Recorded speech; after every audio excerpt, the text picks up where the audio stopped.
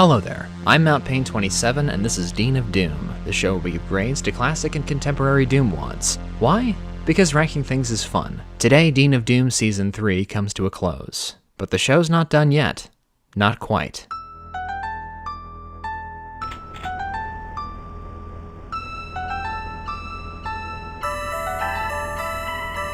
Dannebubinga Jakobsson and Zachary Ribbiks Stevens released 4 prominent wads before Sunlust: Crumpets, Combat Shock 2, and Stardate 20xd6. Taken together, they form a preview of what was on the horizon, containing glimmers of Final Doom, Hell Revealed, the Scythes, Speed of Doom, and Sunder. This hazy nebula would come together in 2015 to form a star. I thought it would be fun to end the season with a super teaser for Dean of Doom's last ride, but don't mistake this for an exhibition of mere curiosities. All 4 of these wads are classics which inspired a multitude of creators. I hope today's episode captures a small part of this tetralogy's magic, grandeur, brilliance, and brutality. Now I think you know the drill by now, so I'll just read the rules one more time and we'll get started. We play on ultraviolence and must pistol start each level. I need to play the wad twice before reviewing it. Saves are allowed, and we go for 100% kills in all levels, making exceptions when it's just not worth it. Today we'll be using Z-Doom and DSDA Doom, and all 4 wads are boom compatible. Now to Not Quite Sunlust. Let's start with Crumpets, a 2015 wad by Ribbiks that grew out of a desire to sharpen the old speed mapping claws and decompress during map development for other projects, including you know what. Composed of small, low-occupancy ballistic nocturnes, Crumpets is often described as one of Ribbiks' gentlest and most approachable works, which is why we're using it to warm up for the rest of Not Quite Sunlust. Let's put a pot on to boil and grab some tea bags. Map 1, Earl Grey. What's this, the Doom World Megawad Club? Shoot the switch and sip from the mug to start your adventure. Map 2, Flutter. A cheerful nighttime stroll through a land where castles steep in tea, Flutter is the chummiest Ribbiks map I know of. This tiny sandbox is seasoned with a pinch of almost every non-boss monster and lets you play with all the weapons except the SSG and BFG.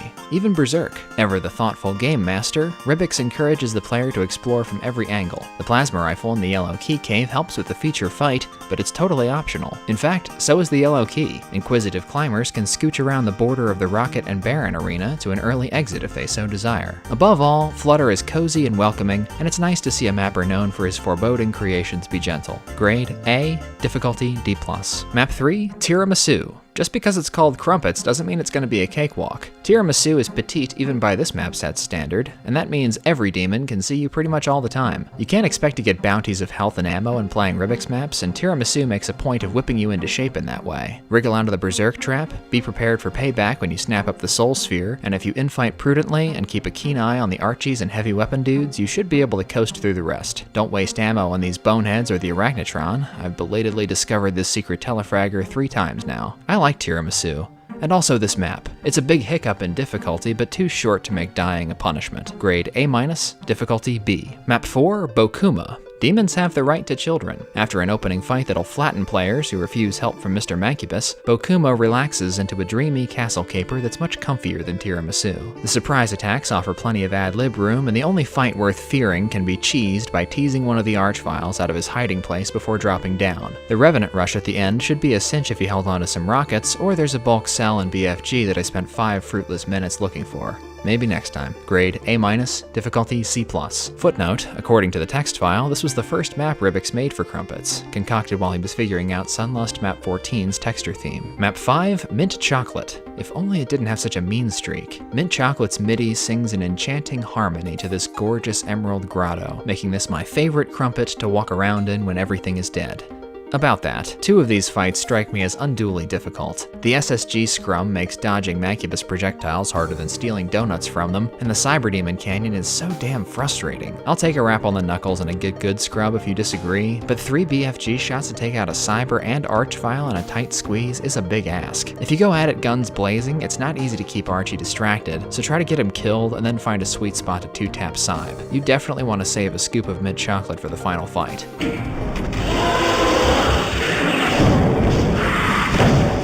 really want to like this map, but it always leaves me feeling scorned. Grade B+, difficulty A-. Map 6, Masquerade. Masquerade shows that it means business from the first, and unexpectedly, there's a lot of fun to be found in its most excessive crampage. This crumpet refuses to respect your personal space. Slip past 4 barons and some heavy artillery, grab a tucked-away backpack, and purchase the plasma rifle by puncturing a point-blank archvile posse. Whether you raid the Revenant room or face down this Hell Knight hunting party, getting the rocket launcher proves a sticky errand, and this pop-up fight will kill you quickly if you don't know what's coming. The double cyber duel at the end is a decadent indulgence with access to this bulk cell stash.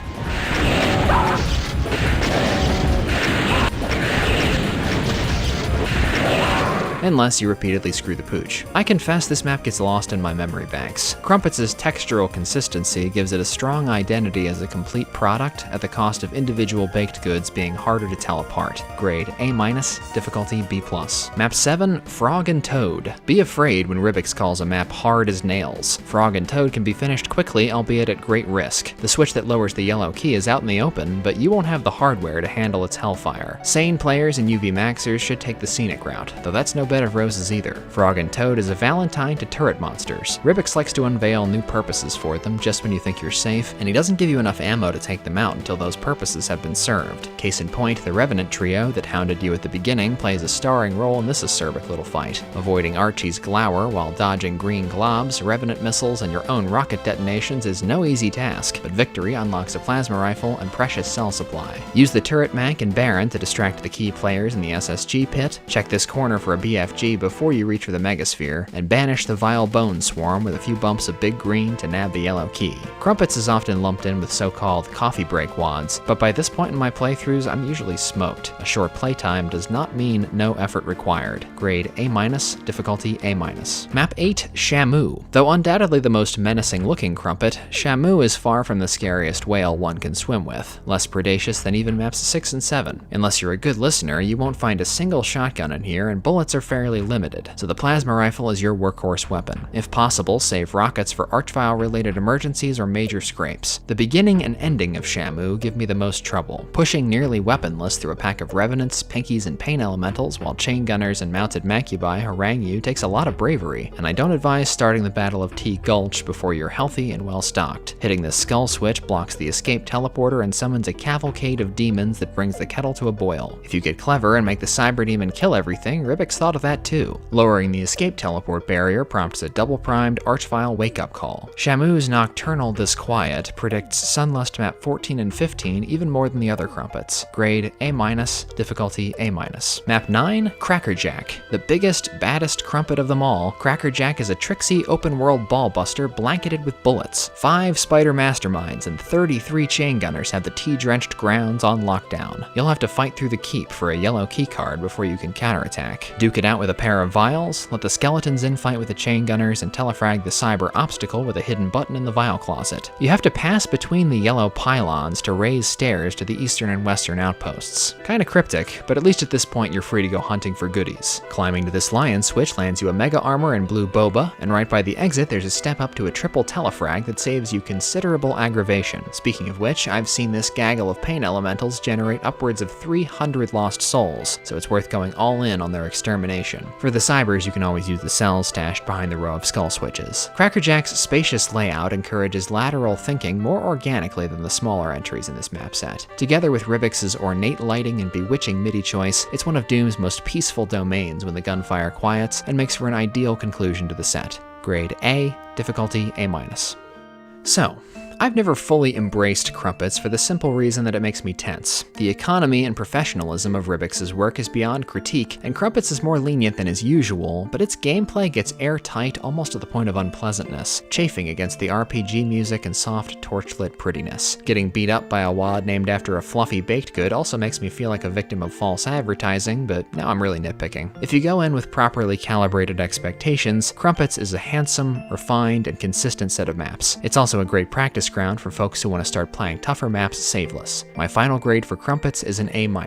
Difficulty-wise, as I've said, this is one tough cookie, so let's go with an A- on that as well. Now for a Crumpets Dean's list. Valedictorian, Map 9, Crackerjack. Salutatorian, Map 2, Flutter. Class President, Map 7, Frog and Toad, and the dunce cap goes to Map 5, Mint Chocolate. Next up to the plate is Combat Shock, a 4-map slaughter wad released in 2011 by Dannebubinga and his first major statement in the Doom community. According to its creator, Combat Shock began as a Plutonia tribute before, quote, going bananas, an apt description since it's heavily influenced by Insane Gazebo and the first 14 maps of his magnum opus, which hit Doom World shelves 2 years prior to C-Shock. With map titles cribbed from Yakuza movies and a soundtrack which samples Hexen, Duke Nukem 3D, Thundercats, and Twin Peaks, Combat Shock is an eclectic package with some obvious rough edges, but for newbie work in the early 2010s, it's a clear cut above and laid the foundation for Danny's rapid development throughout the decade. Let's have a look. Map 1, Agitator. Combat Shock loads with Plutonia.wad for a reason. You'll be picking the lead out of your ass before the drums kick in, and the rest of the map seesaws between teaching moments and unprovoked smacks across the face. The Revenant and Mancubus dance reminds you that infighting is your friend, and the Chain Gunner Spectre bit foreshadows this firing squad. But then Archviles start appearing out of nowhere. The first one's not bad if you don't back into the Chain Gunner shooting gallery, but the one leading this Revenant charge decides that the fight is a death or an inconvenience, and the back-to-back Guts Room Martians are totally underhanded. Agitator's final fight is a put up or shut up moment, and will essentially determine whether or not you choose to finish Combat Shock. 2 teleporters gush demons while 2 pairs of Revenants snipe you from the stands. The limited supply of health and rockets, pesky cacos, and the fireball spewing man caboose make this fight extremely agitating. For a then developing mapper, Danny demonstrates impressive control of his encounters, even the cheapest spring-loaded ones. But Agitator has some unignorable clunkiness. The Revs and Manx waiting for you after the blue keycard are pointless, the Archviles guarding the elevator in the ending room are awkward, and the visuals are capricious and occasionally garish, but even so, Agitator captures your attention. Grade B+, difficulty A. Map 2, Gozu. Well, we're already over 1,000 monsters. Welcome to Combat Shock. You can tell Danny was itching to open things up after Agitator. Gozu's opening shot serves a heaping helping of Sunder-style macro architecture that promises to crush you. The opening sequence is the hardest part of the map, at least for me. I avoid shooting for as long as possible to keep the masterminds asleep. You can get the Barons, Chain Gunners, and Revenants to downsize each other, but it's unfeasible to keep up the pacifist act past the Archvile corral. When you finally open fire, 2 Cyber Demons and a bunch of caged Revenants spawn in, and the Spider Queens start peppering the whole arena. It's a hell of a task cutting through the vials without getting sideswiped by a rocket or gunned down like a dog, but if you make it through this door, the Cybers will bag and tag whatever's left. In the Ruby Cavern, Danny hands you a BFG and floors the gas pedal for the first time. This bloody sugar rush stands far above the rest of Gozu. It's a crowd pleaser with enough peril to keep replays fresh. Surprisingly, the turret masterminds are the most dangerous enemies in the room. They can turn on you without warning and devour your health, so it's probably best to nuke them quickly or keep your distance. I hope you don't waste the megasphere Danny gives you after that, because this seemingly rote infight party takes a disastrous turn if you're not expecting...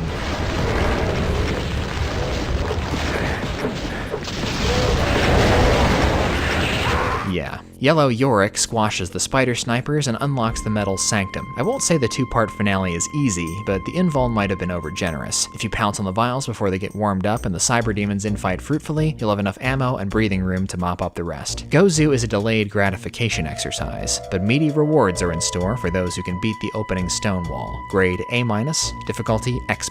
Map 3, Fudo.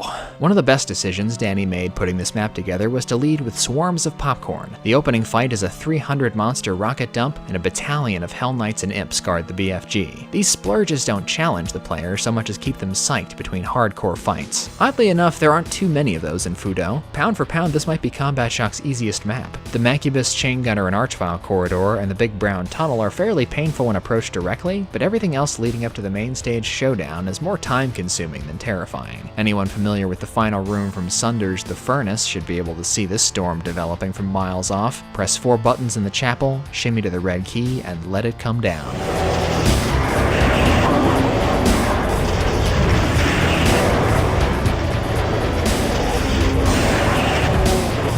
You only get 1 megasphere and 1 mega armor for this downpour, and you can't take cells for granted either. If you've dumped out your backpack, you're not gonna like what happens when the front door unlocks. Fudo has some drawbacks. Off the top of my head, the spider blockade and the green room chapel cleanup are a bit tedious, and these stairs don't account for Doomguy's inflexible neck, but I love its unapologetic power trippiness, and it has the most consistent visual character in the WAD. Grade A, difficulty A+. Map 4, Misatsu. Good, Grief. Masatsu is Japanese for annihilation, and Danny may have borrowed it from one of Street Fighter's super combos. In both senses, it's the perfect title for this behemoth. Masatsu is an interminable chain of violent vignettes that will grind your resolve to dust. Combat Shock and its sequel take plenty of cues from Sunder, but Masatsu displays Gazebo's influence as proudly as any map Dannebubinga has made. The staggering view of the Great Hall and this invulnerability-fueled BFG fight explicitly evoke the furnace again, and the prominent use of orange and hexagonal floor designs point to Hive Mother and Obsidian Nightmare. There's even a bit of Precarious thrown in for the heck of it. Beating Masatsu takes more commitment than skill. Fights that can't be outright exploited, like the Yellow Skull Key Room, test your patience more than your reflexes. There's a hypnotic quality to the process of felling regiments of Hell Knights, Revenants, Imps, Hell Knights, Imps, Hell Knights, Imps, Hell Knights. Ooh, sorry. Where was I? Ironically, the more aesthetically formidable it gets, the easier Masatsu becomes. For example, the humble starting room, which limits your rockets and floods with imps that can follow you into the Revenant Boomerang for some reason, is much more finicky than the penultimate blockbuster, which becomes safe to orbit once you can bypass the Baron blockade. The invuln fight I mentioned earlier is the only spot where you can screw yourself over. Save enough white screen to liquefy the archviles, or you might get stuck here for good. As much as I enjoy gaping at the final deluge, I've already seen about 4 comparably awesome fights by this point, and after a while, the monolithic begins to turn monotonous. I don't think Masatsu is boring exactly, but it plays like scenes from Danny's idea bin stitched together in a hopefully sensical order and overdoses on grandiosity in the process. Grade B, difficulty X-. So, for a debut solo project in 2011, Combat Shock would have been second only to Sunder as an envoy for highbrow slaughter in an era that did not look favorably on the genre. Perhaps it's unfair to compare it to Danny's later work, but it's only because of Combat Shock 2 and Sunlust that I think of this WOD as improvable. The titanic scale, snazzy visuals, and overwhelming hordes were all there from the beginning, but the delivery needed a bit of refinement. Like the movie True Romance, Combat Shock has several scenes that you can revisit over and over, and they never get old, but you only need to watch the whole thing once. My final grade for Combat Shock is a B+. Difficulty-wise, expectations are high, so let's give it an X-. We're gonna lump these maps in with C-Shock 2 for the Dean's List segment, so let's lock and load the sequel. Combat Shock 2 took almost exactly as long to develop as Doom 2. For Dannebubinga, a non-professional working by himself, it was a significant feat to double Combat Shock's map count and improve on it by every measurable metric in that amount of time. I think Danny discovered his directorial voice during C-Shock 2. His first project had a gift from Mighty Spectacles, but never felt half as connected and purposeful as Combat Shock 2. Combat Shock's maps could be excerpted or rearranged, but Combat Shock 2 demands all of your attention and pulls you along like a riptide. Let's begin. Map 1, Aftermath. What did Tom Mustaine's Infinite ever do to deserve a map like this? Cradled in green and bolted together with bones and steel bars, this chiseled stone fortress exudes danger and confidence. To see how far Danny's level design has come, look no further than fight number 1. This slippery archvile shotgunning is one of the most exciting encounters I've played with low-tier weaponry. It's a deft juggling act that gives you just enough room and extra shotgun shells if you're quick. A perfect warm-up without any of Agitator's cheapo backstabbing. Not that you shouldn't expect to be bushwhacked. The first 3 keys are all guarded by plutonium beams, and touching the yellow skull brings a ferocious ambush down. This well-earned plasma rifle uncorking is the first fight to remind me of how brutal CS1 was, and we're not done yet. The cyber demon lurking outside this teleporter-fed cage fight is a fly in the ointment. It's very easy to lose track of his rockets in the crossfire and each. The token archvile at the exit reads like a callback to old Combat Shock and illustrates just how much more presence, control, and subtlety Aftermath has than Agitator. Grade A, difficulty A-. Map 2, Rope or Bullet. The weather's still glum, but I couldn't care less. This map is so much fun. Get your mitts on the rocket launcher, hop off the hill, and light the fuse on a hectic Hell Knight and Revenant runaround. Gotcha Squad guards the skull keys, and picking them up unleashes even more Revenants, a green platoon, some Manx, and a medic.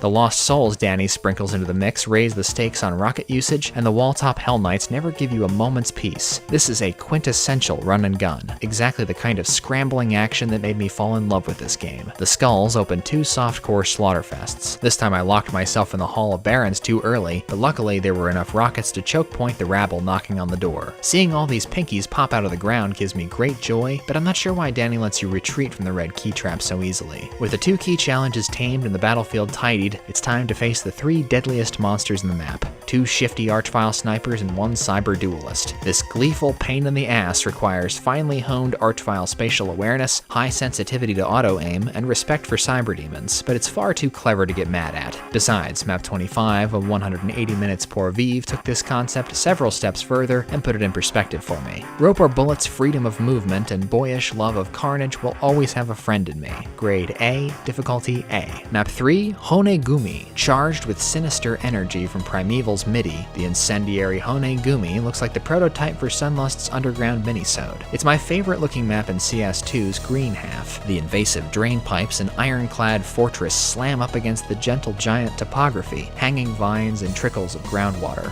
After digging the rocket launcher out of this depot, you'll be equipped to shatter these boneheads, staunch the chain gunner flow from the sewer, and shut down a cyber demon. With all the keys in hand, you can descend to my favorite fight in the map, an ecstatic plasma rave with imps, meatballs, and masterminds. That's the life for me.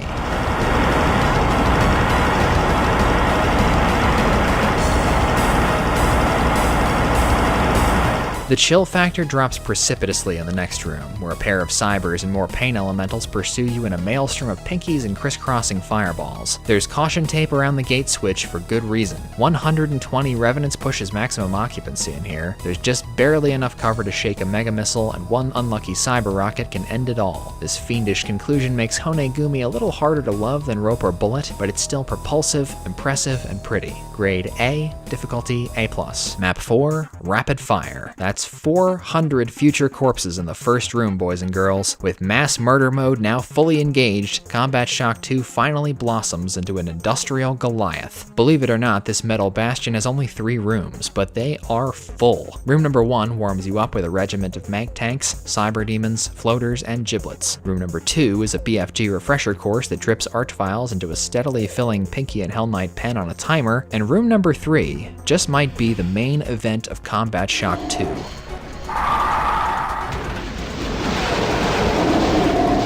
With a fat caveat. Stepping into this megaquake is exhilarating. For the first 2 minutes, you hardly have to shoot. Just waltz around the Revenant Pyramid and watch the whole place go up in a chorus of shrieks and kabooms. It's still one of my favorite jumbo-sized fights in Doom those first 2 minutes.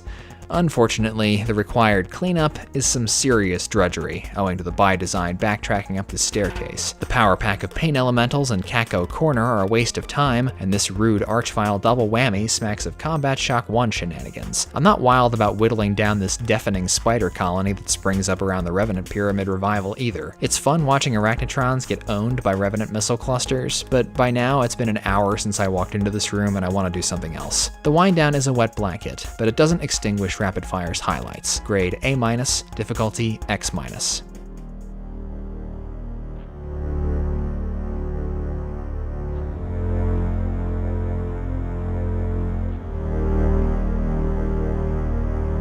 Map 5, Boiling Point. It begins to wash over you while you're collecting weapons how very small you are. 150 demons trickle in while you're retrieving the shotguns, and in here they're barely noticeable. 15 minutes later, after you've been hunted by Kakos, shellacked by shotgunners, singed by spiders, and burned by the thralls of the Demon Forge, you pick up 1 key and realize this is just the beginning. That's when it sinks in. It's not going to take time to finish Boiling Point. Boiling Point is going to take its time finishing you. This adamantine colossus of a map strikes like waves against the seashore. Inevitably, over and over. After each crash, it becomes harder to hold your breath in the silences between. Boiling Point makes no attempt to surprise you or obfuscate the way forward. It shows you what lies ahead, and patiently waits for you to find what it wants you to see. There are few Doom maps more daunting and implacable than this, but unlike in the rambling Masatsu, this oppressiveness doesn't translate to exhaustion. I can name maybe 2 other maps that make an hour and a half go by so quickly. Boiling Point gathers tension like a sponge and releases it in these huge, slow-motion eruptions that are beautiful to behold. The BFG Foundry is one of my favorite rooms in Doom. It's so full of menace it's almost trembling.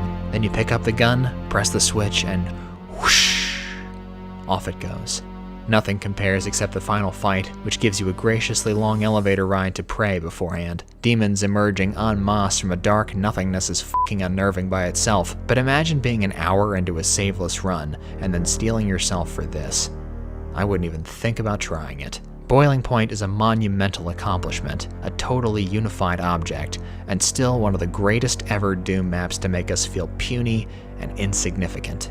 Without Boiling Point, there wouldn't be a God Machine. Grade A+, difficulty X-. Map 6, Closure. Following Boiling Point with something more definitive was a forlorn hope, but Dannebubinga gave it a good shot. Closure conjures traditional Doom hell with the best of them. I see No Chance, Scythe 2, Deus Vult, Alien Vendetta, and Plutonia in its genealogy, but structurally this is Danny through and through. Back-to-back battles against balconies and barracks of demons await your advance. The walls are packed with offal and bones, fire seeping from every orifice. I'd be a fool to complain that Closure is difficult, but it's more pinched than the rest of CS2, and I don't like that it makes you play avoidantly. The opening bloodbath punishes you for taking cover, but there's not much else you can do to mitigate damage out here. The up-close cybers and fatties are a big problem, especially when you still have shelves of Hell Knights and Revs to deal with. I like the side pocket fights though, especially this lava cave powder keg. Downshifting into phase 2 is always a relief. Even with the timer and crushers, this is platforming I can get behind. Fat steps close together with generous reset points. With the blue gate key in hand, you can set off a bone-breaking, imp-jibbing extravaganza that I count among my favorite fights in the WoD. Chop through throngs of heavies, cut down the spider demons guarding the final keycard, and you're bound for Hell's basement. After rock climbing down to a quickly dismantled ambush, lower the lava falls, and behold, 300 chain gunners, every one of them pining for their old uniforms. But that's not all. A dozen corpse puppeteers will pop out of the exit in a desperate bid to spoil your victory. I don't really understand this ending. It's anticlimactic and a bit silly, especially since Combat Shock 2 had only been escalating in intensity and scale up to now. On the whole, Closure is no knockout punch, but its toasty halls are mostly filled with excitement. Grade B+, difficulty X. Map 7, Shocked for Life. More like a bit surprised. Combat Shock 2's unofficial secret map is a comfy come down after several hours of serious dooming TM. The blue space sky and CC4's light greens have a lot to do with it, but Shocked for Life has always reminded me of Scythe X. Bubinga and Alm's Chain Gunner and Mancubus tactics are definitely similar, but Danny does use 32 more Revenants than Scythe X did. For him, that's an admirable display of restraint. The carefree parking garage fight makes me think of Vanguard. Once you snuff the roaming vial, you can kick back and watch the mastermind make a fool of herself, kill her children, and defeat a cyber demon to get to the last switch. What is this, a kid's game? I judge this map a bit because the first 6 make it look mamby-pamby by comparison, but on its own it's perfectly nice. Grade B+, difficulty C+. So, Combat Shock 2 was my gateway drug to slaughter. After I finished it, I finally felt ready to approach heavyweights like Haste, Sunder, Abandon, and more. I use the term drug intentionally. Once Slaughter earns a place in your Doom rotation, it can change the way you look at sane map sets, and studies show that Revenants have highly addictive properties. I'm calling it a Slaughter WoD like it belongs in some kind of bargain bin with Slaughterfest 2011, Holy Hell, and Occupluck, but Combat Shock 2 offers a lot of runway before takeoff for Crazy Town, making it quite accessible, and it has a more developed visual narrative than many challenge WoDs released in old Sunder's era. The two sets have different objectives, but I believe Combat Shock 2's gameplay is better than Sunder's. Map 5 specifically often gets compared to Gazebo, but Boiling Point's pacing and the phrasing of its action demonstrates that Danny learned enough from worshipping Sunder to improve on it. My final grade for Combat Shock 2 is an A. Difficulty-wise, I actually beat this before Combat Shock because Gozu slammed the door in my face, but after review I would say they're equally hard and CS2 doesn't take much longer to beat, so X-. Now for my Combat Shock Dean's List. Valedictorian, Combat Shock 2 Map 5, Boiling Point. Salutatorian, Combat Shock 2 Map 2, Rope or Bullet. Class President, Combat Shock 2 Map 6, Closure, and the dunce cap goes to Combat Shock Map 4, Masatsu. Alright, back to Ribbiks we go. Fueled by mapping momentum from Slaughterfest 2012, Stardate 20XD6 was Ribbiks' first serious solo release after a string of idiosyncratically titled one-offs. Stardate is well known for its green to purple palette swapping. Ribbiks explains in the text file that he overdosed on the color because he couldn't think of any other map sets that used it extensively. The text file does not explain the origin of the WoD's distinctive title, but Stardate apparently refers to the Star Trek unit of time and alludes to the WoD's sci-fi setting, and 20XD6 is a reference to Strongbad, or rather Stinko Man, from Homestar Runner. Poke your fat head. Are you asking for a challenge? Yes, sir. Yes, sir, I am. Double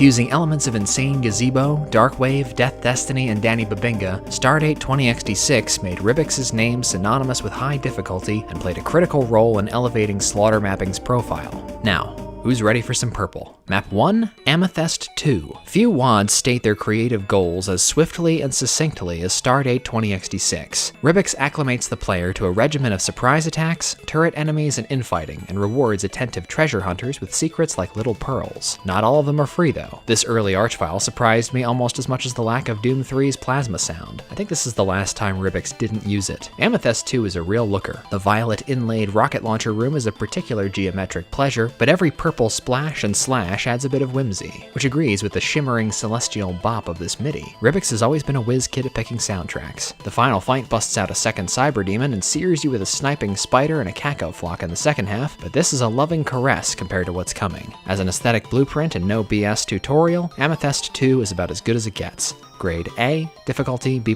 Map 2, Mud Bunny. Smart, enthralling, and uncompromising, Mud Bunny is one of my favorite Ribbiks maps. Stardate's rugged browns are naturally suited to spelunking, but this underground aesthetic has been quite influential. Mud Bunny's DNA proliferated to at least 2 maps of 180 MPV, the 8th level of 10x10, Tourniquet's Miasma, Map 9 from the 1x1 community project, and more. You could say it bred like a rabbit. While it's less hostile than later maps, Mud Bunny ladles on a lot more sauce than Map 1, and specializes in Too Close for Comfort. After the first 2 fights ease you into the water, the rocket launcher honor guard and this court of hell nobles will hold your head under it. Infighting is so essential to Stardate's combat identity that I've come to believe Ribbiks considers it an art form. He dedicates at least 1 encounter per map to painting with the demon's chaotic evil, and in Mud Bunny, the teleporter courtyard is his largest canvas. As infernals blink around the arena unpredictably, your only recourse is to use the demons themselves as cover, distracting them long enough to endure the barrage and escape. The second phase is a bit much though. If you roll a 1, you get splattered. No ifs, ands, or buts. Mud Bunny's action is stellar, but it's the air of mystery that glues it together. I dig the MIDI in these climbing secrets all the way to China. Grade A, difficulty A+.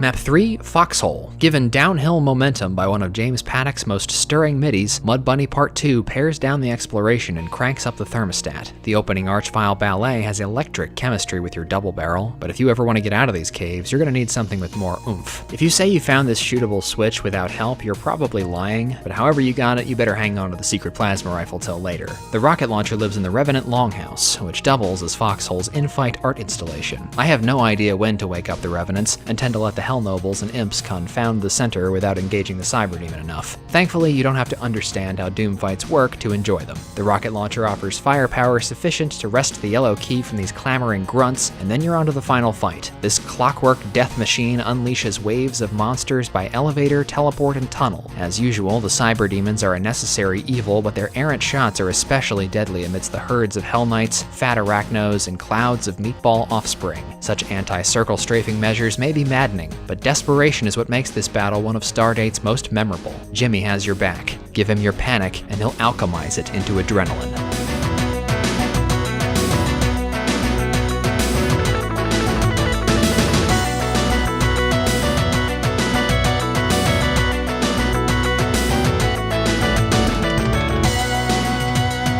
Whew. 3 maps in and I'm already sucking wind. Are you asking for a challenge? Yes, sir.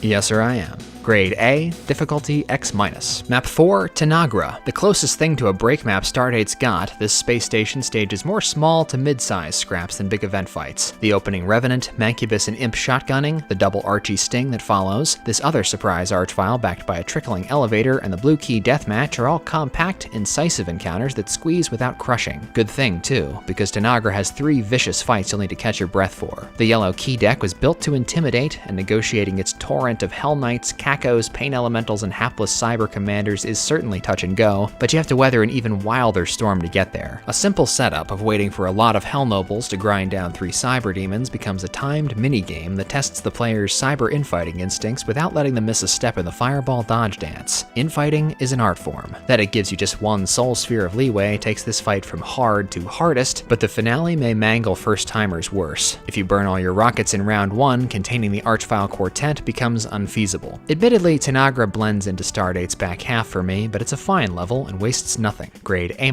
difficulty A+.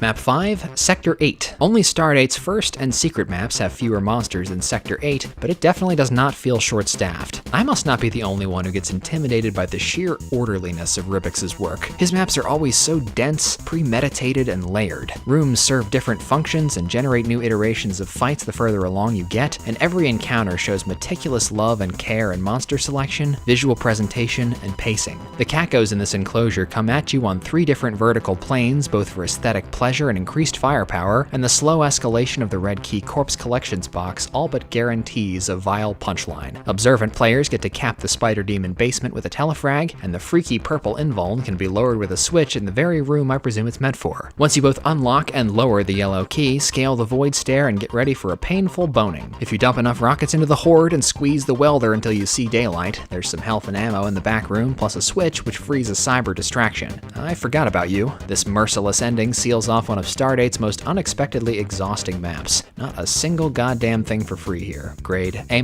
difficulty X-. Map 6, Vihelitz. Relentless. Relentless! In Vihelitz, the following fights are considered business as usual. 6 archviles in a room full of columns, a Mancubus and Cyberdemon gladiator match with skinny spectators, this Revenant and Meatball sandwich overseen by 2 archviles, the U of Destruction, and Octomancubus.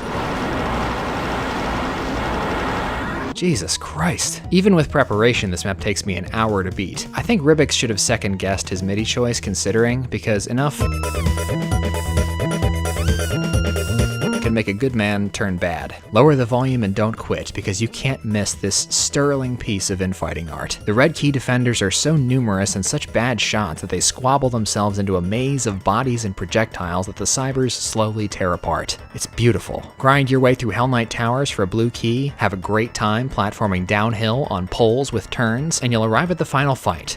But did you know about Kudos? A precise sequence of jumps in the U of Destruction leads to an ultra-secret yellow key which operates this hidden switch. With Kudos, you don't have to worry about damaging floor, and if you've done this fight without Kudos once, you don't need to feel bad about having cheated to obtain it, because, well, imagine taking 5 damage per second while doing this. Doom mortals will feel like chickens on rotisserie in Vihelitz, but hopefully they'll escape the Cirque de Mort with a healthy hankering for revenge. God knows that's the surest route to improving at this game. Grade A, difficulty X. To preserve the final map's gravitas, we're going to warp from here to map 31, Hyperspace. Maybe I just can't take a joke, but Hyperspace is really unpleasant, and easily my least favorite level in the archvile-only genre. By the time you figured out what the hell you're supposed to do here, Ribbiks has blown you up, chased you around while you're weaponless, taunted you with an SSG out of grabbing range and under a ceiling 8 units too short for forehead clearance, tripwire teleported you back into danger with no warning or reason, blocked your desperate vial jump attempts with even more archvials, punished you for finding secret shells, and baited you with an invuln that sends you to certain death. It's complete bullshit.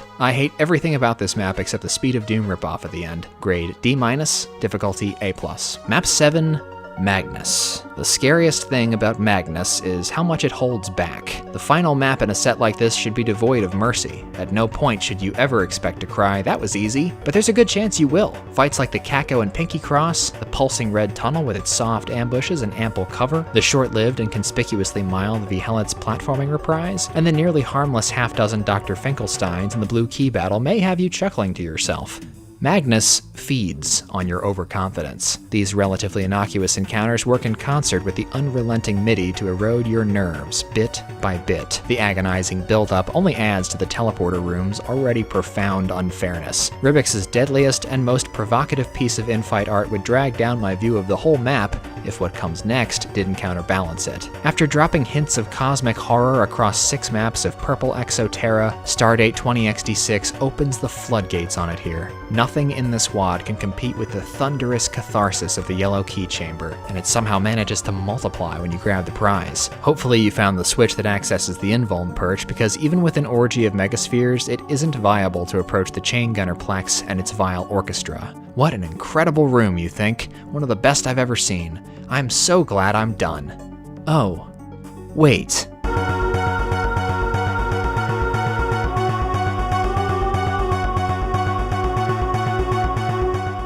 Magnus is a map about futility. For 40 minutes, it coddles and tortures and tempts you, and after finally giving you the payoff you crave, it grins like the devil and says, "How about one more?" A block of 20 archvials followed by a weird glut of revenants, imps, vials, and 3 cyber turrets should not terrify me as much as this does. I have survived worse, but Magnus has already violated you psychologically. You should be finished already, but you're not, and it's backbreaking. I've never beaten this map or this WOD. I've only endured it. This is one of Doom Modding's great feel-bad endings. Grade A, difficulty X.